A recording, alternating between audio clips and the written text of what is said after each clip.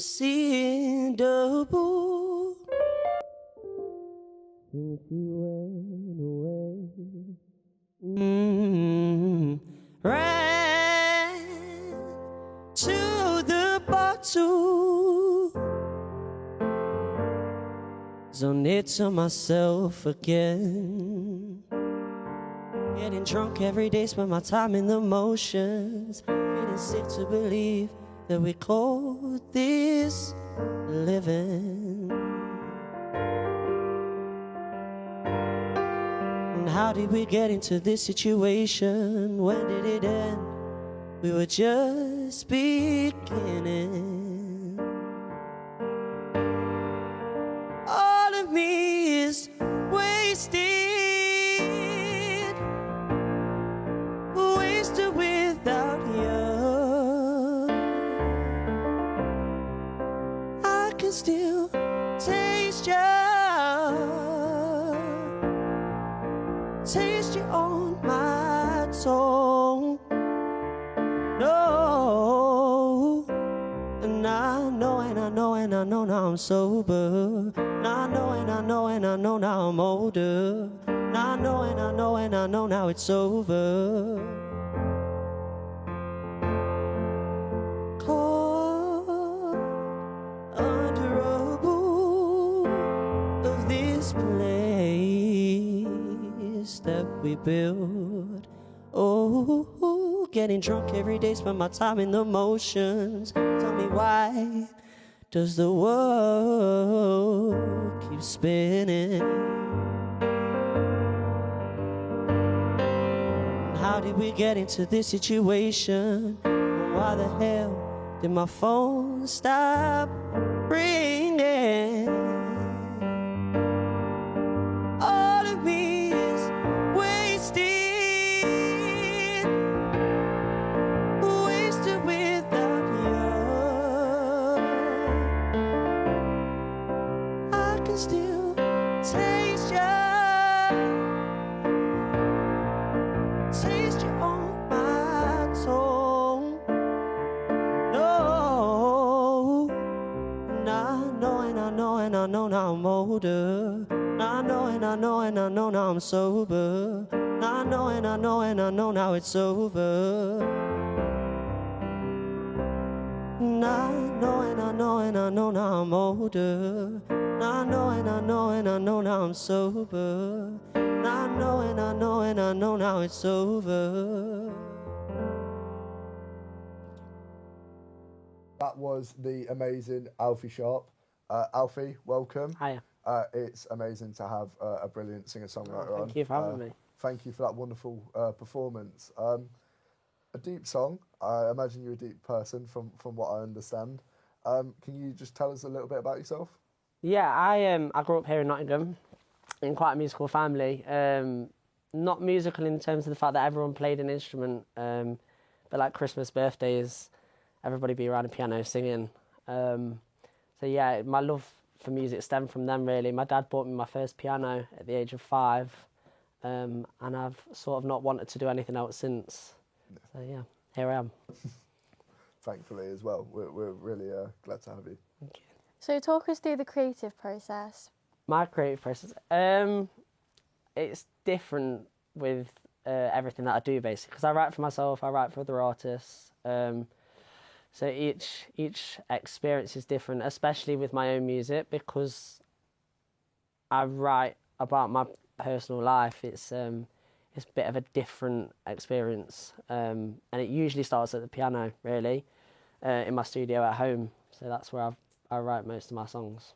So because all of your songs reflect a personal experience, and today we're talking about mental health and musicians, would you say that you talk about more positive or negative experiences that you've had? Bit of both, to be honest.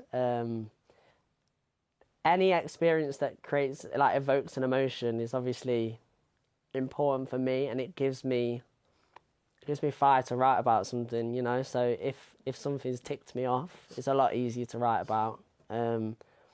Like with Wasted that I've just performed, that was off the back of like a really toxic relationship with somebody. Is there a certain emotion that you like to reflect and enjoy reflecting at the most? Like I said, I think anything that's evoked an emotion, whether it be negative or positive, is a lot easier to write about than just going in and. For me, this is like as me as an artist. I mean, everyone finds it different, but for me, it's a lot easier to find a song and to write a song when I've been through it. You know. Yeah. So you talk about having a lot of like passion behind your music. Everything is quite emotionally driven. So would you say like the whole writing process, the whole putting it to shape, producing, would you say it's quite relaxing for you? I mean, I love it. It's it's more than just a hobby for me. So going into a studio and being able to lay down a song that I've wrote about a really like personal experience and being able to do it justice is important for me. So in terms of it being relaxing, it can be really stressful actually, trying to get it right. I mean, at the minute I'm just recording my next album, and getting this one thing right is really important to me because my next body of work is like really, really personal. So doing it justice is like really important. So it can be really stressful actually, to be honest. Yeah. I mean, you spoke a lot about obviously like stressful and stuff. Not everyone's as fortunate as you to do something that they love, but do you think working in this industry, doing something that you love, has any sort of effect on your mental health? Yeah, I mean, I go through phases with it. I mean, I go through phases where I love doing this sometimes and I hate it. And I fell out of love with it for a long time and I've only just really got back into actually wanting to do it again. So yeah, I mean, my mental health, I'd like to say, is pretty good, but it can definitely have its, like, it can take its toll sometimes, yeah, for sure. Do you know with, like, saying your personal mental health, how do you manage to get that away from... So you say you express it in your music. How do you manage to actually have time for yourself, not just your work? I sort of just do what I want, to be completely honest. Yeah, I mean, if I wake up some days and I don't feel like it, I don't do it. Yeah. And I think that's just setting boundaries, to be completely honest. Yeah, time for I work yourself. with an amazing group of people, and I have a great team. And they know that if I don't want to do something, I don't do it, basically. So. Yeah, that's just where I'm at with it. Yeah. And it's boundaries. It's just putting boundaries in place. Yeah, see, time for yourself and everything. Yeah, for sure. So there was a survey by The Guardian in 2023 saying that about a third of musicians reported poor mental health. Would you say, so I'm guessing you surround yourself with other like musical talents in like your circle, would you say that's relatable to you and to your peers? I've definitely seen it with my peers and even with like, I know she won't mind me saying, even with my management, like my manager, she's been through phases. She was an artist herself for 10 years. And I think it definitely took its toll on her because she had a burnout. I think I went for a burnout back in 2022 when I'd just been dropped by a record label. So I've definitely seen it around me. But luckily it's not got to the stage where I want to absolutely jack it in yet. So I think we're doing all right. And we're grateful for that. You're really, really talented. Yeah. And would you say that the ups and downs of having a career in music, like you said, being dropped by a music label, does that take a toll on you as well? Yeah, and I think it's going to because it's like I say, it's more than a hobby. So it's like it is my life, and I love it that much that I don't really ever want to give it up, and I don't ever want to be put in a position where I feel like I've got to. So prioritising my mental health, like I say, putting in boundaries is a massive thing, and I think everybody should do it. Yeah. I mean, obviously, you spoke a lot about being released from your record label. I mean, for a lot of people, that would have had a massive negative impact on their mental health. Obviously, you seem to be doing really well at the minute. I'm so glad that I'm still not in that deal. It was a strange 3 years. I was 17 when I signed to the label. And it was just a lot of gatekeeping from their side. I couldn't really release any music. They had an idea of what they wanted me to be, kind of thing. So I've got a lot more freedom now as an independent artist, which I think is amazing. Especially, I mean, talking about mental health, not having ties is it's good for me. And I'm just loving it. I'm just loving being like having my creative freedom and being able to do what I want to do, which is... Yeah, so you spoke about being released from your label back in, was it 2022, sorry? Yeah, so obviously that could have had a really big impact negatively on your mental health. Obviously you're here now, you're thriving, you're producing wonderful music, but kind of how did you get through that? Because lesser people would have crumbled, I guess. Yeah, I think my mental health was in more of a negative space being actually in that, tied in that. I mean, I was young, I was 17 when I first signed. And I didn't really know what I was doing, to be completely honest with you. So there was a lot of gatekeeping from the label to not release music and like putting me in sessions that I didn't want to be in. And I was away from home a lot, so it was quite a lot. So actually not being in that now is great. It's given me a lot more freedom to do what I want to do. And I don't have any ties to anybody, really. Yeah. I mean, I've got a great internal team, but apart from that, it's me, myself and I, and it's great. Sounds it, yeah. Yeah. So then you talked about a lot being like tied down, so you felt quite restricted from what I understand. Would you say that there was any support regarding your mental health when in a record label? And if there wasn't, was there anything else you could turn to? I think that's a great question, actually, really great question. There is not enough support for young artists especially who are signing into these big major record label deals. Myself, I can talk from personal experience that I didn't really have any backup from the label whatsoever. Luckily, I've got an amazing manager. She was my rock through all of that and made sure that I stayed sane. But in terms of actual looking after artists, especially when they're in development as well and they're so young, as like I was 17, no, I think there's absolutely no support whatsoever.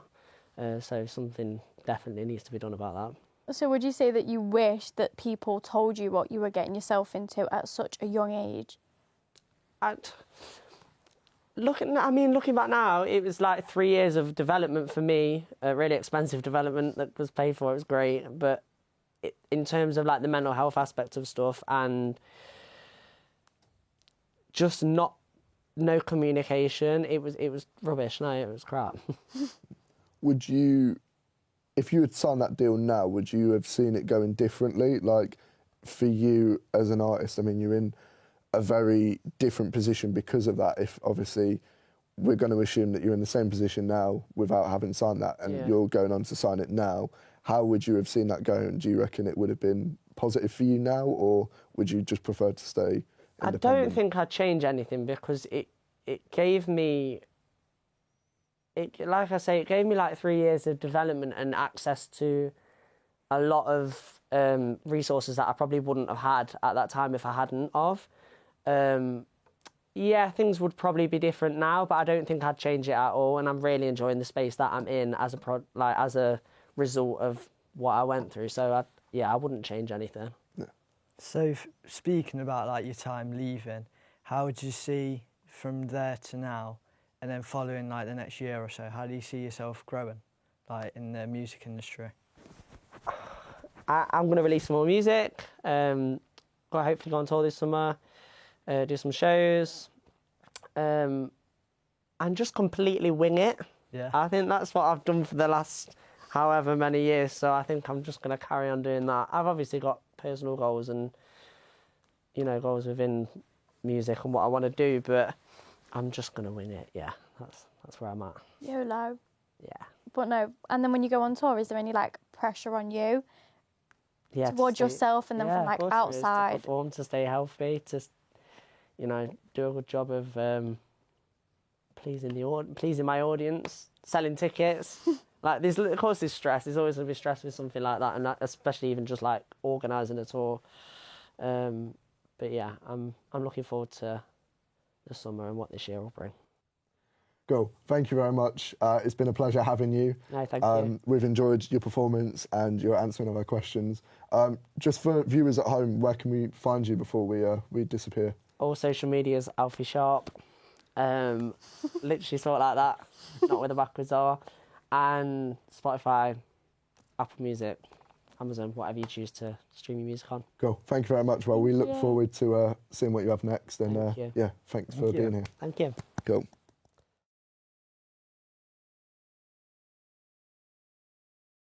Oh, I think no, I can't do it.